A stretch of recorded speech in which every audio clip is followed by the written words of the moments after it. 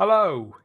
Here we are back again on the final frontier for more Warp Drive, a Star Trek podcast. The very latest, well, I say the latest by the time I'm speaking to you now, there could be 101 others or 1701 others. Yeah, the latest Star Trek podcast.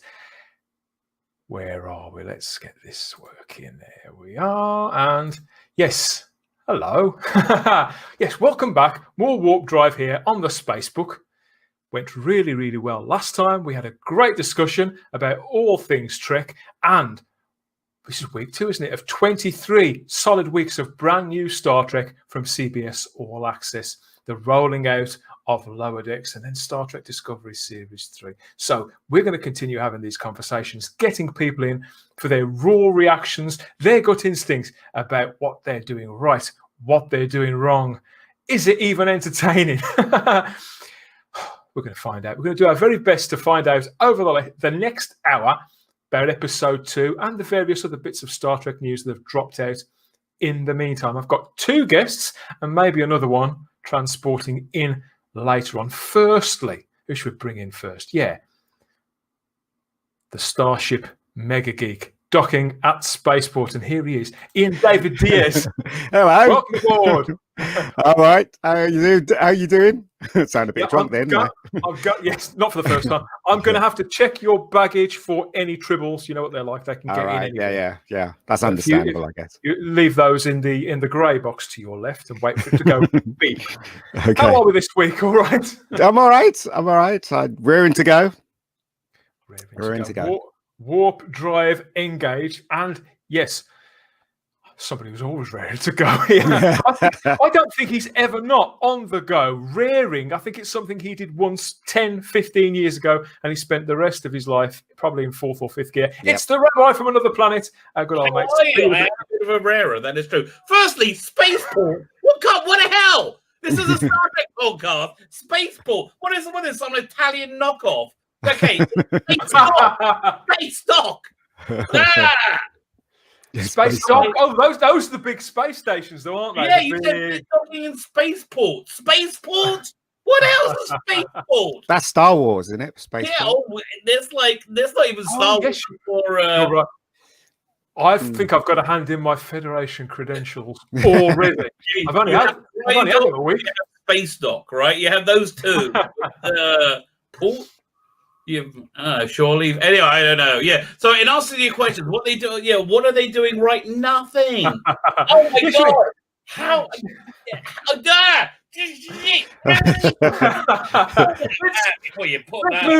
Let's move on to less controversial subjects. And yes, Star Trek Lower Decks week 2. Now, we talked about episode 1 last time, obviously, and we were still, I'd only seen it the day before.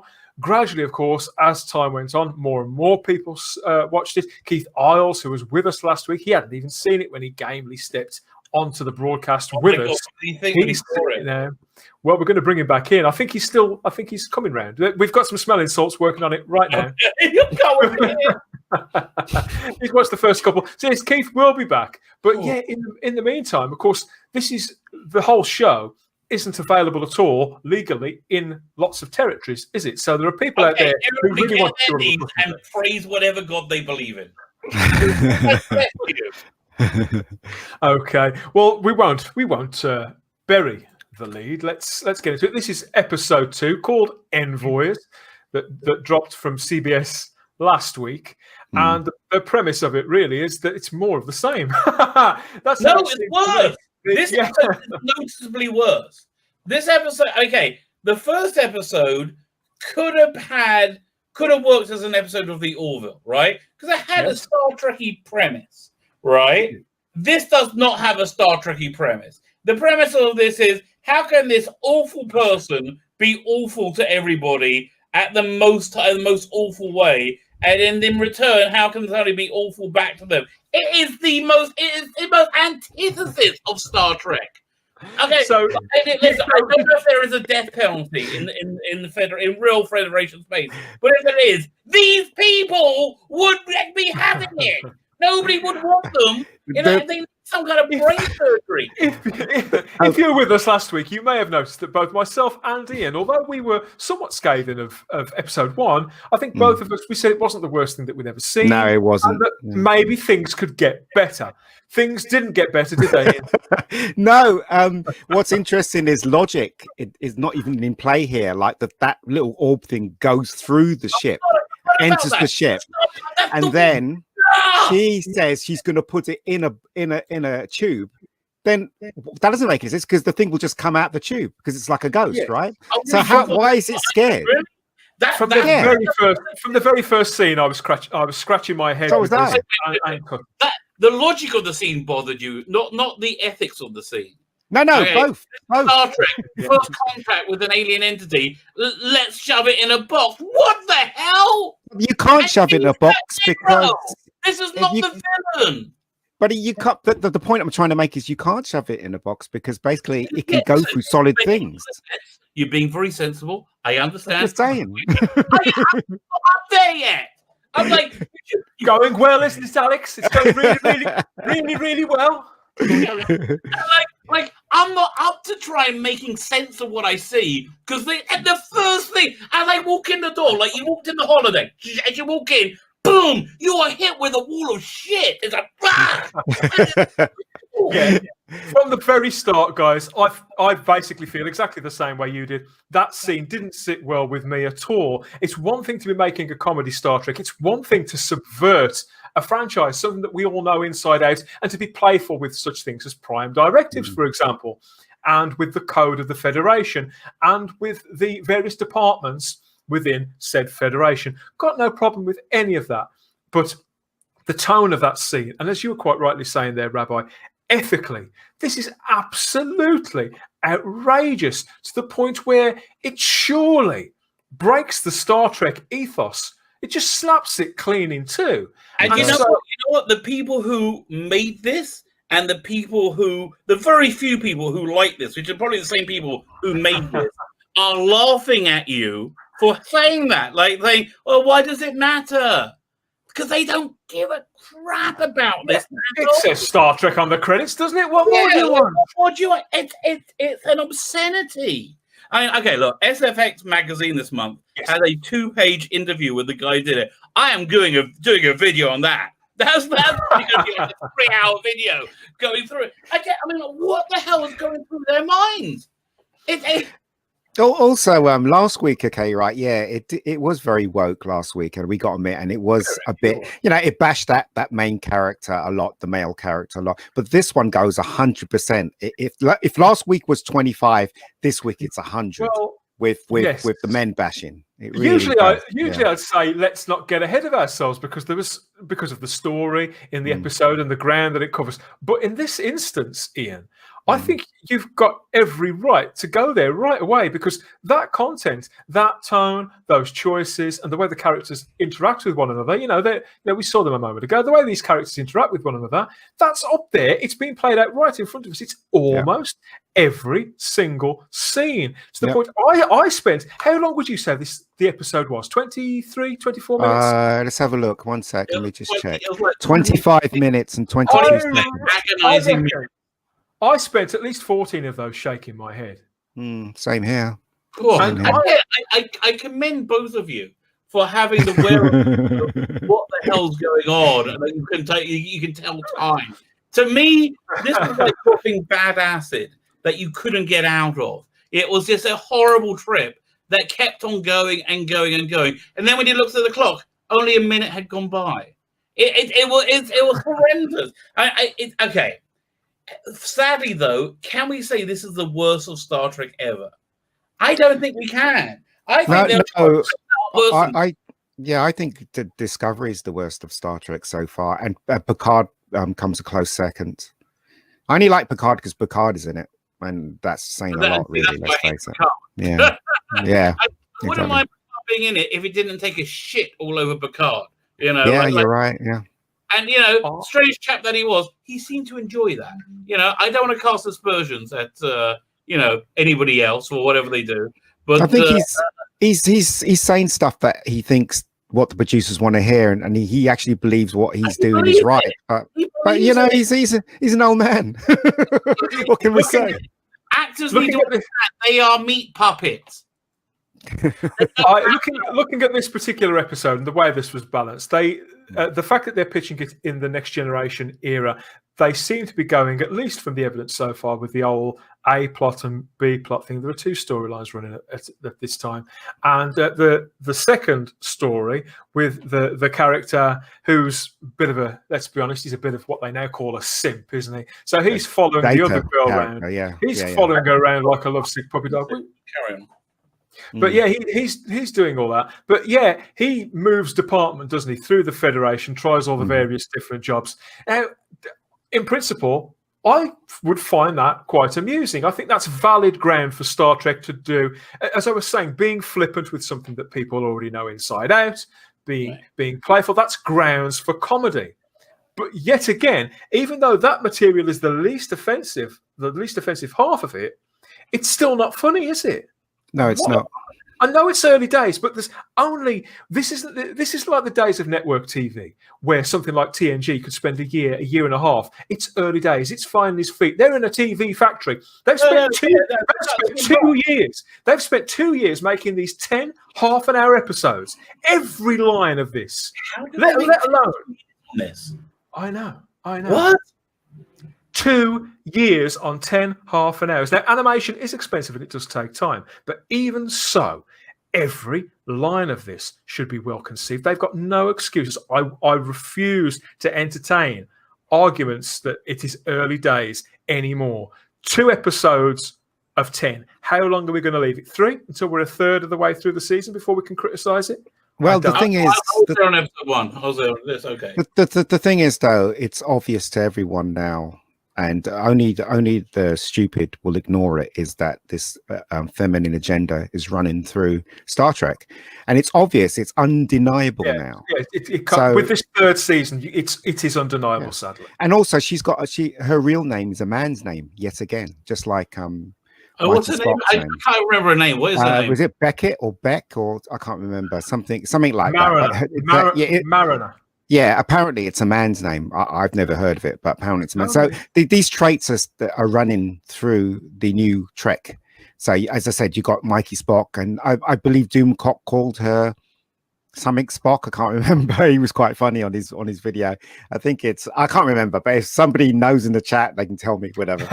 Yeah, our poor friend Doomcock, of course, who I believe lasted about 9 minutes of this episode before he spontaneously combusted. So we do hope that you've reconstituted yourself by now. Hail Doomcock. But yeah, I see entirely where people are coming from with this. You know, I've got a huge amount of patience with this kind of material. Take my word for it. I have got patience with this kind of material. But really, really quite quickly, I think the fact is, you mentioned it last week, Rabbi. You mentioned that this was possibly a line-for-line animated take on whatever Seth MacFarlane originally went to Star Trek with before it was given the Orville. The only reason they got an A-B plot is because A, they nicked it from that, and B, they're not copying Star Trek, they're copying the Orville. That's all that's going on. That's only the reason there's an A. It vaguely resembles Star Trek because they copy the Orville, and they said, "Oh, but why don't we put this outrageous character in the center of it, who's a horrible person, who like nobody would ever want to be around?" Usually in fictions, Ian, you're a scriptwriter, you know this. If you start with a character who is how can I put this, irritating as hell. The idea is, and they tried this with the 6th Doctor in Doctor Who, making and they gradually to unpeel the layers of a person, find out what makes them tick, to either make them more likable or show more light and shade. Yes, this is animation, but it is animation aimed at an older audience who, and certainly if they're going to be as adult as they're going to have to bleep out swear words in it, then I don't think it's unreasonable for us to expect proper characterization rather than a cast of hyperactive kids running around. Up to anything. They're not revealing her character slowly. They think this is a good person. They think this is cool. They think this is somebody that people should aspire to be because they're terrible people. Look, this is the plan. The plan is to basically re-educate the young to think this way. This is the plan of these so-called people. And now it's got a lot linked with President Trump, and the reason why it started, they say, is because of President Trump and blah, blah, blah, blah, blah. But look at it carefully, right? There must be a think tank of people that came up with this idea to infiltrate our entertainment. Think about it. If a 5-year-old's watching this and he sees all this stuff and it's bombarding him, he'll grow up believing that women are more than men. Do you know what I mean? This is the idea, right? To brainwash you. Yeah. No, because these idiots don't have children, and they know that children are this dumb. I'm not even joking. I'm a father. None of my kids were this dumb. They'll be like, I wouldn't let my kids watch this. And to be honest, most of my kids would I've got 4 kids too, and they would, all of them, including my daughter, she would see through this. But the thing is, I'm talking about normies. I'm talking about normies that don't see it. My kids are, other than being crazy, are normies, but they're crazy in different ways. So through as the episode rolls on, of course, what we get is the 2 characters, Mariner and the guy with the purple hair. Anybody remember the other characters' names? No. Was it Ensign Cuck? Is that it? I'd say it's almost irrelevant, really, isn't it? Like the was it Ensign Cuck? I think. What's the green girl called? We've got the simp and the cook. 10p, something like that. 10 pence. 10p, Something did you like say? 10 pence. Something like that. Heaven only knows. If you know, please let us know in the comments section what these characters' names actually are, because we can't be bothered. But the main character, she literally says, I think twice, that she's the bestest ever. Well, she doesn't say those words, but yes, because I'm amazing, she says in one bit, as I recall, or something along those lines. Oh God, she's so awful. Yeah, because the 2, Mariner and her purple-haired friend, they have to escort a Klingon warrior, don't they? Oh yeah, I've got this plot. To a peace talk or whatever he's doing. Well, he gets absolutely hammered and steals their shuttle, and they have to sort of make their way around this planet. And it's even more tiresome. I think it's Brad Boimler. Boimler. But what it is that he's given the assignment, and it's a pretty big assignment, and he's very proud of himself. And she basically crashes his assignment and makes it worse for him. He's all excited, and then sees the shuttle, and there's like food everywhere. And she's just like, look at you, you're sad, taking pleasure in his pain because she's a terrible person. So if you're out there and you think we're being really harsh on this and that we're reading stuff into it, as regards how we've received the humour, the interplay between the characters, Ian, you're quite right. That is a plot point you're talking about there. She takes his assignment. Yeah, she does. Yeah, and it's up there. It's very early on in the story, and nobody seems to have a problem with it. And that character, that male character, is immediately diminished and spends the rest of the episode just like the last one. Which, if you remember, I made excuses for it last week because it was the first one. I thought they might show those sides to all the characters. Yeah, but they actually even worse this time, considerably worse. And when you look to the B plot, and you've got this guy simping over this girl to the point where he will just completely dismiss his. We know that Starfleet, for example, Starfleet officers, they're the brightest and the best, and they're drawn to whatever sector, whatever field they work in. Apart from if you're Worf, who changed from the maroon to the security outfit, and things like that when it suits them. Ideally, these characters actually are drawn to work in a particular field because that is where they're gifted in. This guy, for the vague chance at a leg over, he's going from department to department to department. Again, that plays could her. be funny. That could be funny in principle. I think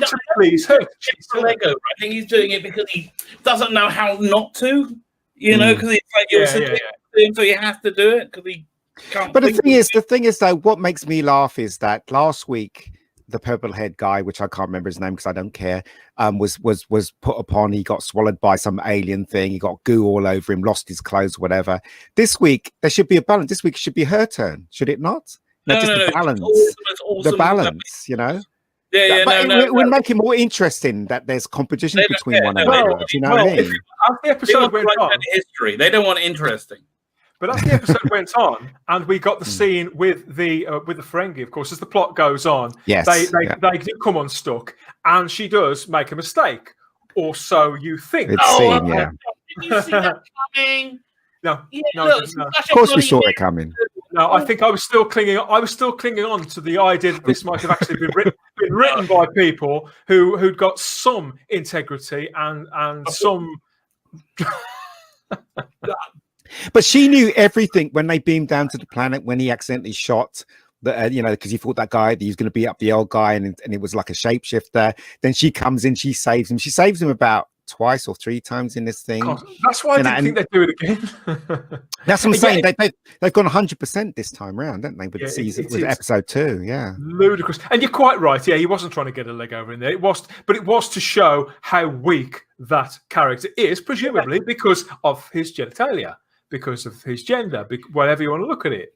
Yeah, but listen, guys, I can't see how someone could say this is not suffering from the female agenda, the woke agenda. Everything in this episode shows us that it is.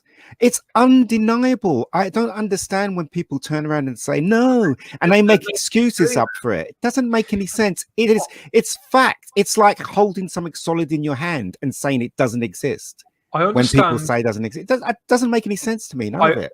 I understand anybody, if you're watching or listening to this, I understand anybody who just simply wishes to come home from work, switch on the telly, and be like me, be entertained, and they maybe haven't got the same, they haven't got the same asks of their entertainment as any of us, because there are some shows which I will give not free pass to, but where I will, tune things out.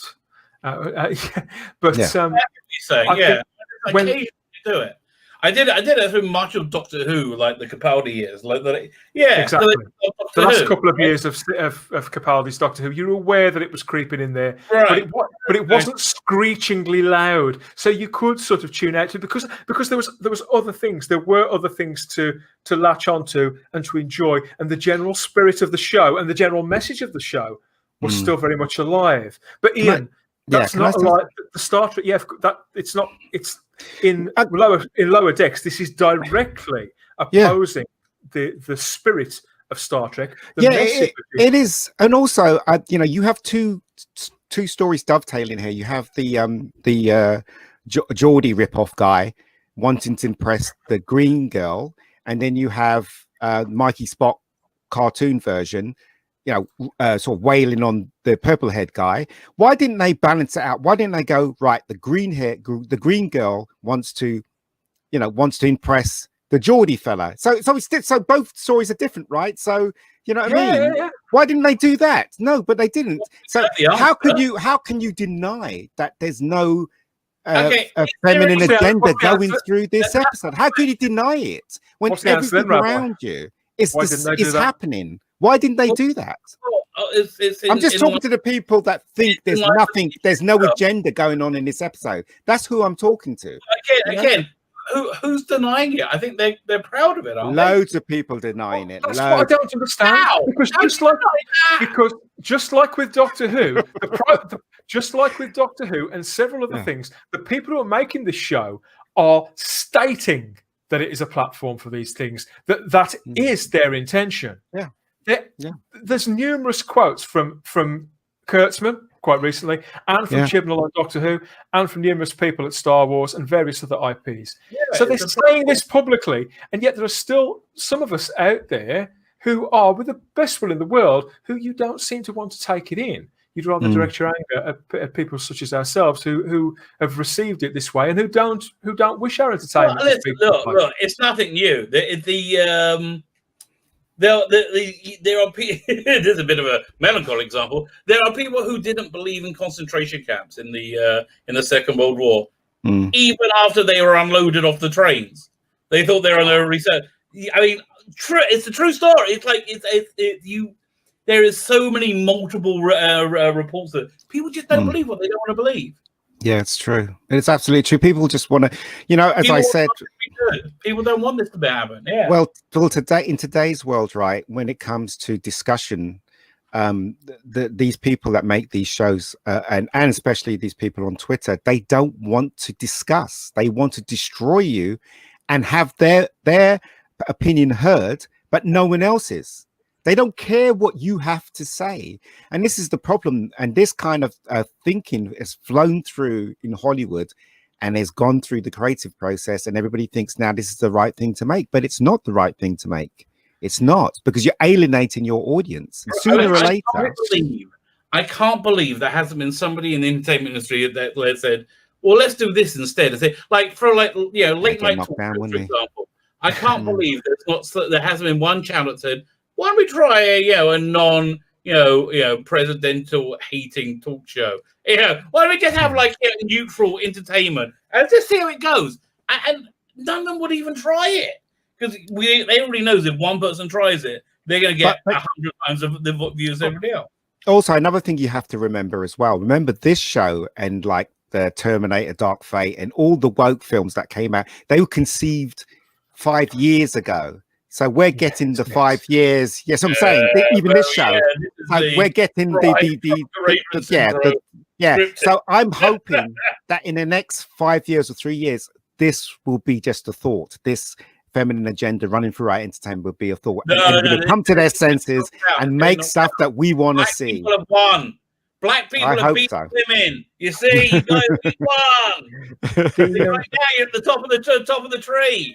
I think that when we're talking about shows that have been on TV for 3 or 4 years, and characters start to develop in very particular ways, and audiences have formed attachments to those characters, and they're sort of already on board, and they feel like they know them, and they love them to some extent. We've all developed, attachments to TV show characters, and they will go. There'll be a willingness to go on that journey and to follow that development. Yeah, but through any choppy water. But this is what I don't understand. This is what I don't understand about this, though, Rabbi. This is a brand new show. We've known these characters precisely 8 days, so it's not as if there's a loyalty there. Therefore, the people who are defending this and the people who are putting this out there, it's sort of blind devotion to a brand of storytelling and those editorial standpoints that we're talking about now. It's like, they tick that box. They're of the correct. Therefore, I will give this a pass. There's two things going on. One, you have to agree with their insane worldview. Right? If you agree with their insane worldview, number one. Secondly, the starships look like starships. So people who like this like it because it's propagating the message that the messaging that they clearly want to propagate. That nobody likes this because it's shit. No, to be ends that it's going to get to, but nobody likes it. To be fair, right, normies won't be able to see the difference. As I said to Dan, I give you a prime example. My brother's a bigger geek than me. He lives in Canada, right?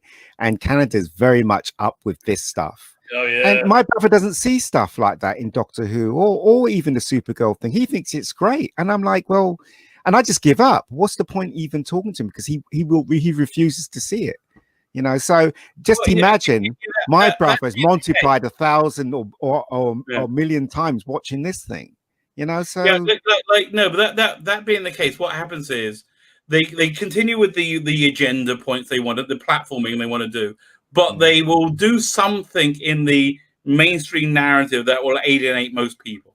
Yeah. They did that in Rise of Sky. Well, was it the Last Jedi with Luke Skywalker? Right, they did it in Doctor Who. I think they pretty much done it. They've alienated everybody they're going to alienate right now in Star Trek. Right, it's done. I don't think anybody likes this. I don't think it's a coincidence that they can't sell it internationally. It's not that they're still working on the deal.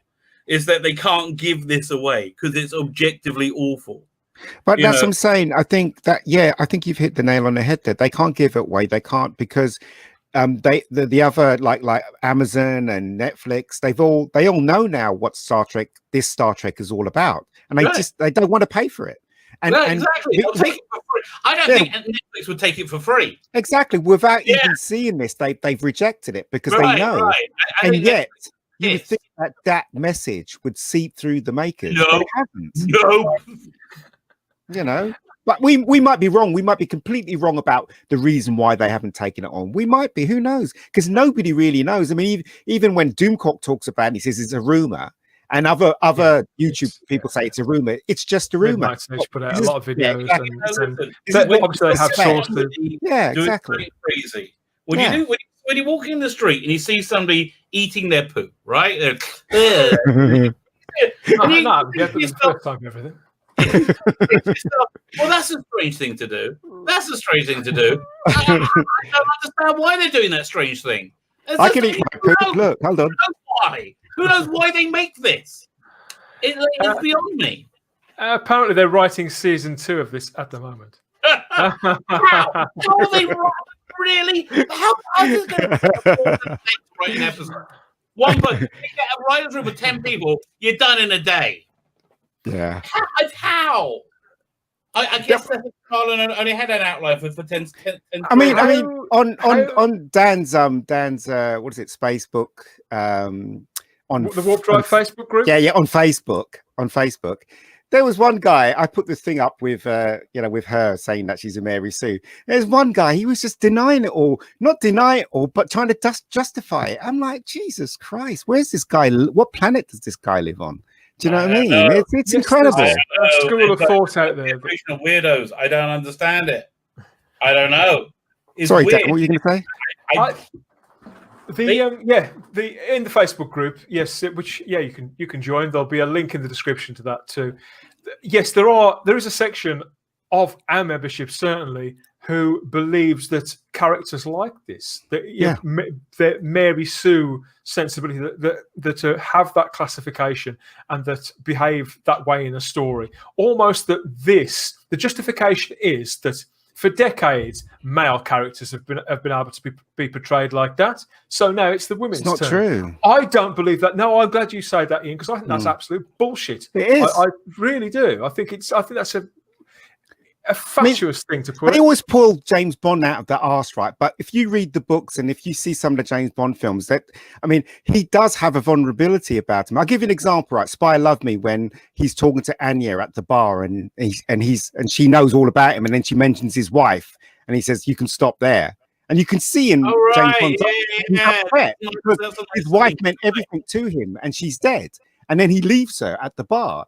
Right, so this crap about James Bond being the perfect male running around, with his tuxedo and all that, it's not true. You look closely at James Bond, the guy is very flawed, very, very flawed. And every male character in history of film, they have been flawed. Maybe not John Matrix, who was played by Arnold Schwarzenegger. It may be called the hero's journey, but it's a lot of the principles apply to female characters as well, or they used to in earlier led female movies and TV shows, because strangely enough, there were female led TV shows and movies in the 80s and the 90s and the 70s for that matter. Strange as it may seem, there were, and the balance, the characterization was considerably better than this. Moving on a little, guys, this is meant to be Star Trek. We see Klingons and Ferengi in this. Yeah, we do. We don't really see Ferengi. One, we see. So using calling cards like that, how do you think that? Do you think they were used particularly well, Rabbi? I mean, or were they also subverted and perverted? Okay, here is what they do they put in Star Trek. Stuff your mum knows, right? If you're a Star Trek fan, stuff your mum knows. So they mentioned Deanna Troi in this, didn't they? Like by name for some unknown reason. I think she mentioned her. I think. Sure. Like really, I can understand you might have heard of like Captain Picard, like great captain of the Enterprise before that stupid show. Like I can imagine that. You're not going to know the ship's coming. Listen, you might know the guy who captained a particular. If you're a real naval, you're not going to know the ship's sodding counselor. So stuff that your mum would know. But, so Ferengi, look at that! Look at this picture that Dan has put up. Right? Not even my sister's kids. Not even my sister's kids eat like that. Do you know what I mean? I mean, my sister's kids are messy, but they don't throw things around, do they? The problem is she's a hero. She's not a hero. She's a pain. She's basically I she's agree with rude. you. She's rude. She thinks too much of herself. Yeah. Do you know what I mean? Rude, She's arrogant, and also the fact that she's a horrible friend to this guy. Are we completely ruling out, Ian, the possibility that there could be an arc that these characters are? I hope so. There isn't one. Yeah. Well, listen, if there's an arc, I'll give every viewer a hand job. Okay. There's no. You know what? I really do hope that there is an arc and that she gets that upcoming. And you know, I mean, you never know. There might be. I guess so. Well, yeah, as I said, right? I mean, you guys are probably right. There probably isn't one because obviously this is being played. I mean, even the bit where the purple head guy comes in and the two guys are fixing this shuttle, and he's saying, "Hi guys," whatever, and they ignore him. You know, like he's some idiot or something like that. And why would they do that?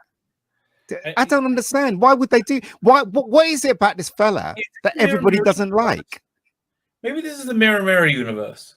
Maybe the mirror universe. But nothing makes any sense at all. Let's face it, guys. This guy with the purple hair, he's not a bad chap. Yeah, everybody shits on him. Why are they shitting on him? He hasn't done anything wrong. There's nothing wrong between him and the green skin girl. Yeah, there's nothing wrong with them. He wants to do his best, and I don't know. Like, even when they had Lieutenant Barclay, who basically had Star Trek Asperger syndrome, right? That's basically how they. There's no cure for Asperger syndrome. And he's a bit of a dweeb, and a loser. Yeah. Even he, I mean, that's as far it got with him. Everybody still kind of liked him and wanted to help him out. Yeah, that's the thing. That was the world it was. Yeah, that was the Star Trek thing, wasn't it? Where you'd help people who needed help. Yes. And Barclay was very enthusiastic, wasn't he? He's enthusiastic. Yeah. And he was, his character was kind of a loser, but even the loser made its way into a movie. He was in First Contact. You know what I mean? So Star Trek, that's Star Trek. This is not Star Trek. Right. So right, yeah. That was a great performance as well. Dwight. Given the fact that this show has got a showrunner and he's doing the interview rounds at the moment, he's turning up on a couple of podcasts, I believe, a couple of YouTube channels, and talking about writing season 2 and things like that. Has the comments been taken off by any chance? Go on in. We'll be nice. Yeah, has the comments been taken off by any chance on his YouTube channel? Have to go and look. Just before I came here, we started recording this. I watched Sarek. I haven't seen an episode of TNG for a while, right? Yeah. And so there's one little detail which I really loved that really made TNG fantastic that they're missing completely, which shows you everything about the show. Is that everybody in the background had private lives where they did different things. Like in the episode of Sarek, they had like this. They were doing a concert of, and they had just 4 people. This guy from engineering and his on and this is outside their job. They were like everybody had aspirational things that they did.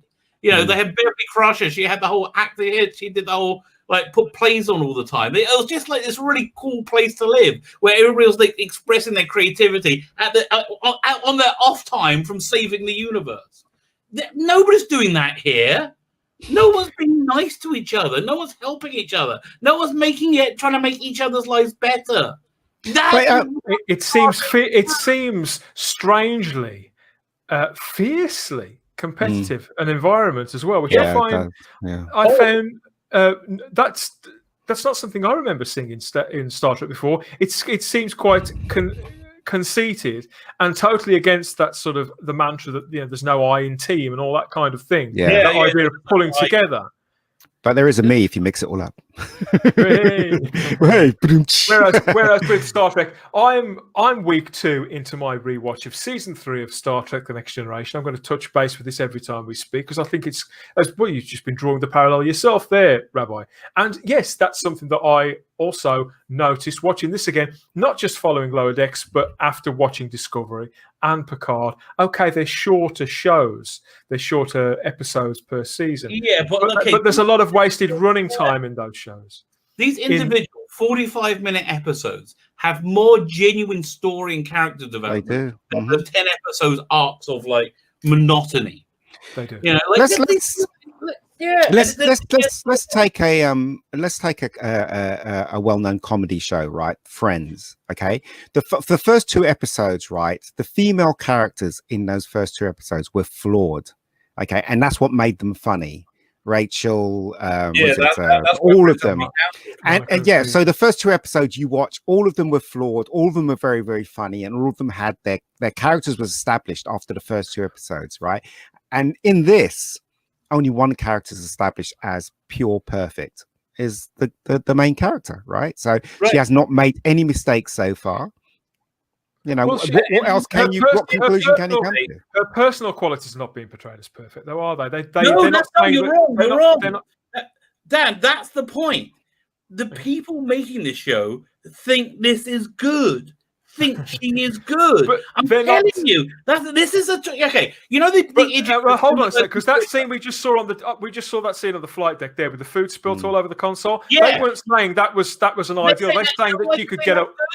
Because she got the mic drop moment. Okay, it's the idiots that spend their lives living on Twitter for a snarky. They keep looking into other people's lives, and they have a snarky put down, and they have that mic drop moment. Yeah, they look for the gaps. They look for the gaps in between the words, so they can deliver in the afforded characters that mic drop. And you're saying that is that character, because she always gets a mic drop because she's sassy. She's like whatever. You know, I see.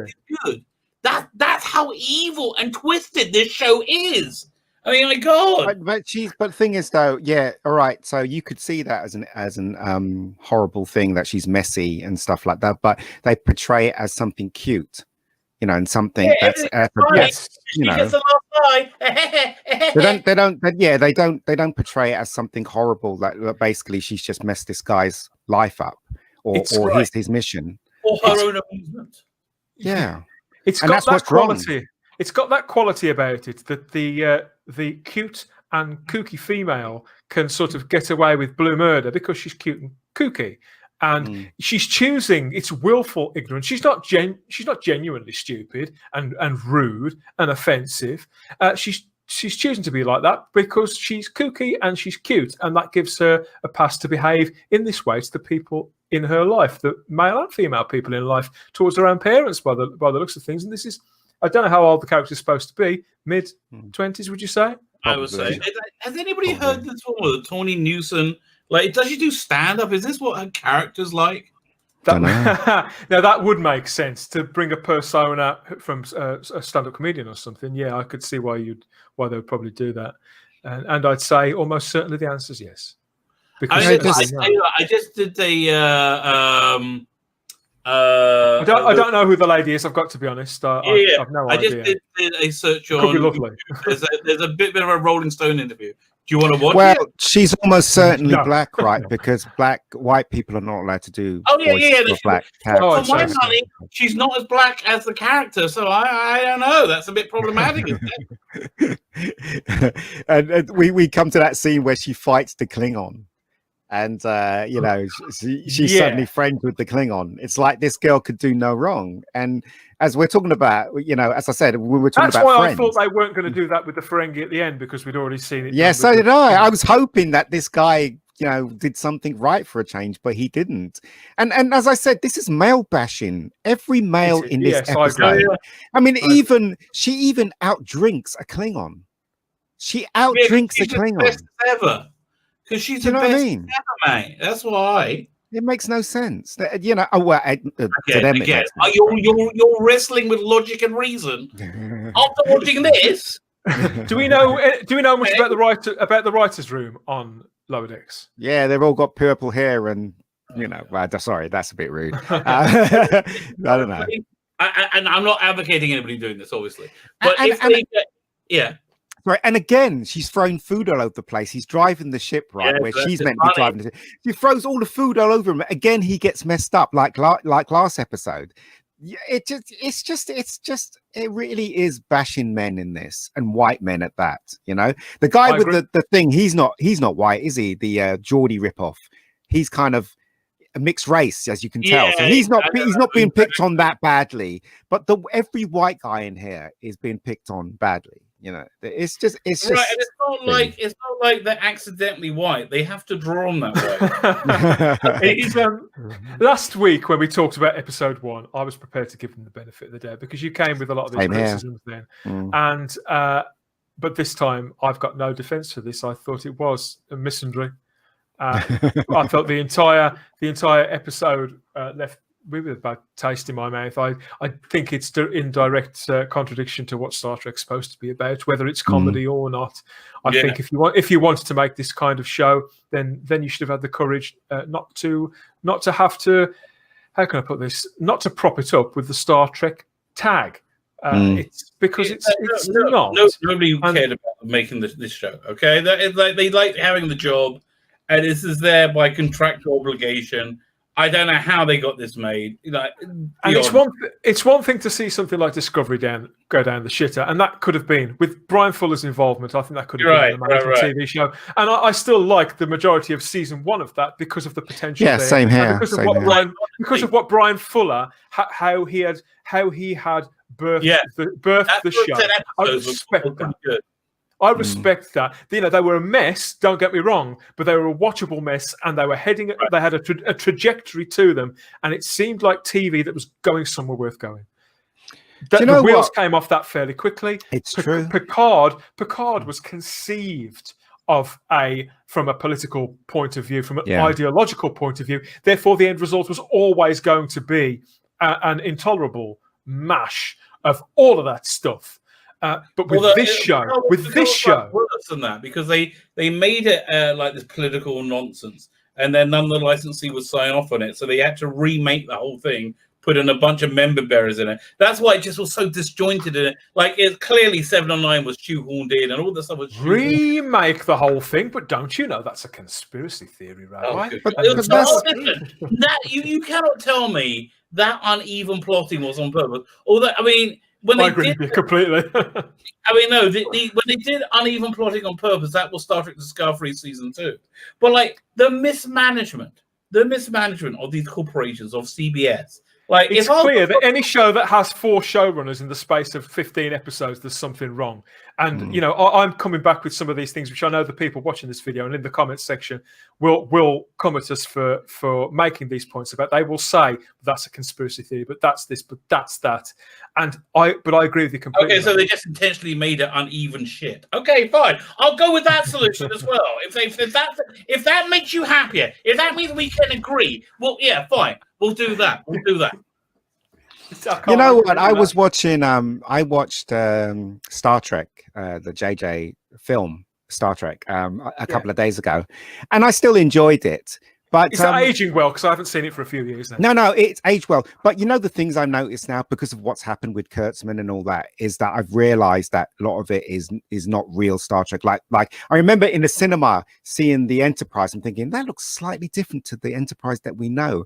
And now because of all this information that's come out, 25% that has to not look like this, whatever, I realized that JJ Star Trek wasn't real Star Trek. It didn't exist in our Star Trek world. It existed in the JJ world. I said that was a conspiracy theory, but you know, because that 25% room has been around for at least 3 years, and I used to think that was ridiculous. But it turns out it turns out bloody true. It is true. Yeah.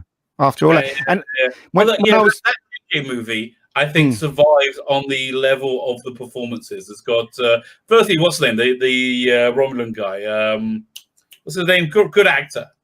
Who? Yeah, the fantastic actor. One of the twins. He's the red-headed twins, the British actors. No, the Romulan guy. You're talking about a film? Oh, he's got. Yeah. Oh, no, I'm talking about. Sorry, you're talking about Eric Bana. Eric Bana. Eric Bana was great. Spock was good. He worked. It basically, and it had the set pieces. It moved along at a pleasant chug. I think it had it didn't really have a beginning, middle, and end. It just kind of felt like it, but it was good enough. But they fooled us. That's the point I'm trying to make. Yeah. They fooled us. They fooled us in thinking that this was Star Trek, the Star Trek of that exists in the universe of Rafa Khan and Search for Spock, and even the last one.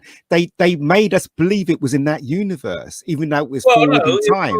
It was like adjacent. It was an offshoot of that. No. It was in the future. It was set in the future, right? Yeah, it'd follow the straight line and then go off into a parallel universe. Yeah. So it's a natural extension. Yeah, but it wasn't. It wasn't though, was it? Because 25% of everything that you saw in that film was altered slightly. Everything was, even the Enterprise, and that's the reason. I think we were fooled. Because when I went to see that film, I was like, you know what? This is a good job with it. This is I don't mind a magic trick if you fool me. Yeah, but that's what I'm trying to say. I'm just trying to say. But the trouble was they just couldn't do another script for that crew, which is they amazing couldn't. to me. They just could not pull together another movie because it's really hard to try and make another movie after that. Trying to get the audience to see another one, because Star Trek is William Shatner is I see. I disagree. And Nimoy. I really think that the movies. What's his name? Steve. What's his name? Is it Pine? Chris Pine. Chris Pine. Yeah. Yeah, I think people accepted them as the they did. Bose, he was great. I think they really nailed the character. I think did. Donna was a bit generic, but fine. The point I'm trying to make is that you can't go forward with that because everybody will keep thinking of the past, which is William Shatner and the rest of them, and even Picard. Even, do you know what I mean? And it's hard to sustain that. And also another thing that I don't understand is that they cast these people. What were they thinking? How were they going to keep that cast? Because every one of them became famous after that film. How are they going to lock down that cast for a third one or fourth one, or even a fifth one? They locked all down apart from what they really wanted, which was Thor? Chris Hemsworth.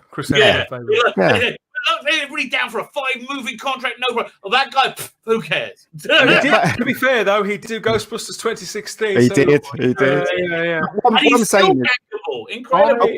But what I'm saying is that the movies, the ones with William Shatner in it, they didn't really have anywhere to go. Nimoy didn't have anywhere to go. William Shatner didn't have it. So when the next movie came along, they were available. Do you know what I mean? That is Even true. Chekhov was available. All of them, but these stars, how were they going to keep them? Didn't they not think further along? I think the biggest question is, why didn't they have another story? Exactly. It's and how hard could it be? It shows like the creative bankruptcy that's in Hollywood. I don't think that JJ was ever particularly over-invested in Star Trek. No, he wasn't. I think he took it as one job. He only ever intended really on making the one film, I believe, and that the second film only came around because the first one made so much money, and they just wanted more of the same. And he well, why not just a big payday? Really? They did one scene was the best scene of the first one. They said, "Oh, let's just do that again. We'll do it on a horizontal axis instead of vertical. Yeah, that'll be fine." Changing tack slightly. I want to talk to you guys. This isn't meant to be a boast, but this week I got to speak to somebody who was integral to Star Trek: The Next Generation's success, in my view, and the prime example of the kind of class and talent and ear for dialogue and for real story and for characters that's been lacking in everything that's been served up since Alex Kurtzman's been in charge. I spoke to the writer Melinda Snodgrass. Measure of Man. Yes, I spoke to her. I spoke to her this week.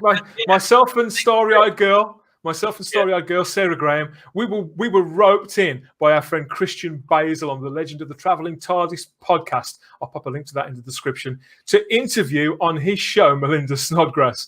And I still don't know why she was on the Travelling TARDIS in particular, but the fact is that she was. So yeah, we got to meet this woman, just the most delightful person. I tell you, never go back and watch Measure of a Man after you're watching Picard. Because Measure of a Man is well, we talked thoughtful, clever episode. I won't spoil that. $100 million taking a shit on. Well, I won't spoil that episode. I say the link will be in the description. But I got to compliment her on that episode 1-to-1 because tell her how much it means to me without embarrassing the poor woman. She was. Well, funnily enough, the very episode that I've watched this week, she wrote The Ensigns of Command. This was a big one. and Pen Pals from season 2. Oh, I love it. Oh, so good. Yeah. But the reason why this one stuck in my mind, it was just a coincidence that I happened to be watching it this week. This is episode 2 of season 3 of Next Gen. It's the episode where they have to encourage the settlers on this planet. They're human settlers who've been living on a planet that they should never have been on in the first place, that they'd settled on quite by accident, and they have to try and persuade them to relocate to somewhere else because the Vogons of the piece are intending, the Cheliac, they are fully intending on taking back this territory, their planet, because of a treaty that they got with the Federation. They're entitled to do so, and to sort of clean it, to get rid of the vermin that were the humans in their eyes. So it's up to Data to go down to the planet to persuade these humans to come with them, basically, and to save their own lives. And it's as multi-leveled as The Measure of a Man is. Brent Spiner's delightful in it. Such a subtle performance, really, from a character that some people could rightly, probably say could be a bit of a cartoon at some point, but with dialogue of the quality that Melinda gives them, puts in his mouth, it's just beautiful stuff. And the relationship, the friendship that he develops with the character on the right there, this woman who's she's one of the people who is part of this civilization. She's got this sort of fascination with robotics, with technology, and she's the one who's sort of she falls in love with him. She develops a crush, more so, on Data, this sort of fascination. And so between them, they come up with various ruses to try and get the rest of the settlers to see the point and to go with them. But it's a superb, just the screenplay. You can see. Well, Star Trek, isn't it? You feel it with every scene. And those 43 minutes or whatever, there's not a single second wasted, and yet there's moments of levity in there, character development for Data. It's an absolutely beautiful piece, and I don't think Melinda stayed on the show for too long. She wasn't there for the entire time, but I got to tell her pretty much face to face, even if it was through a webcam. I got to tell her how much I enjoyed her work. And there is a female writer. She's been a writer for 30, 40 years, a contemporary of George R.R. Martin. She's been working on a project with him that they both bubble away at. All this time they've been working on this short story collection, which has got a rolling theme for 40 years. She's still, even after, I don't know how old the lady is, I think she's in her 60s, and she's still working in television, still trying to sell pilots. She's still writing books and stories that are multi-leveled, that I'm sure, obviously she's probably got her political beliefs, I've no doubt, but that explore these themes from every angle. I thought, why Melinda is clearly more than capable of bringing this stuff. Why on earth is she nowhere near Star Trek Discovery or whatever? She talked about Picard a little bit. She mentioned Measure of a Man as well, Ian, how she feels that they definitely reached into her script to pull some of that out and put it in the series, so she'd noticed that. But the irony is she's not a massive Star Trek fan herself. She's a big Star Wars fan, classic Star Wars, and she talks about that for quite a long time. But Ensigns of Command was my episode of the week. That's what I've been watching. Wow. In comparison. Well, you know what? Data had a relationship with that woman, right, in that episode. Yes. But what we didn't see in the script was that when he had a relationship with Captain Picard. Right? That never happened. Because that's what happened, right? He had a relationship with Captain Picard. Captain Picard loves him, right? Loves him. Okay. I like the cheap design work on the Cheliac. They're basically just like one blobby thing, right? Yeah. But they developed a real character for that species, like with their like real legal grasp. Of like, you do not debate human. And they had this like, you don't debate human, you gibber. The treaty is about 5,000 pages long. Right. That's in the plot. This enormous treaty, and they have to sort of beat them at their own game, really, because they're very. This is the point I'm trying to meticulous. make. Right? The new Trek, right? They seem to just make up stuff that they think happened in the past, right? When clearly it didn't, right? Yes. And even this cartoon, right, is making up stuff that they clearly don't know the history of Star Trek. Do you know what I mean? It's what they're doing to Star Trek is ridiculous. They're slowly destroying it, right? And once it's done, it's done. You know, Well, and I can't believe those people that run CBS or whoever owns Star Trek cannot see what's going on. They probably can, but I mean, I can believe it just they must be stupid. well, it's time. Only explanation. They must be just really dumb. It's time for me to sort of look across across parallel now in the Star Trek universe and to point you guys towards something that you may not be aware of, because help could be at hand here. Somebody could be here to save Star Trek. The new star David Tennant wants to cross over into Star Trek. Is it time for a Time Lord in Trek? BAFTA award-winning Scottish actor David Tennant has more recently been seen starring in Amazon's Good Omens, but he's probably best known for playing the 10th Doctor. He said recently that he intends on joining the other big franchise. Star Trek would be great. After talking to George Takei for the podcast, I've got a bit immersed in it. So, yeah, he's voiced the character in Star Wars, in the Clone Wars, I understand. Yeah. David Tennant actively angling for a part in Star Trek. What do you think, guys? Who could he play? Should he do it? No, he shouldn't do it because he'll be woke. He'll end up being in something that's woke, and it will spoil. I agree entirely. Yes, it's solid the way I think of him. If he ends up in a woke, shitty Star Trek thing, so Yeah, I mean, do the Orville. Yeah, the Orville. You're safe. Yeah, I mean, do like David Tennant. Star Trek, sure, but like they're not going to do real Star Trek. No.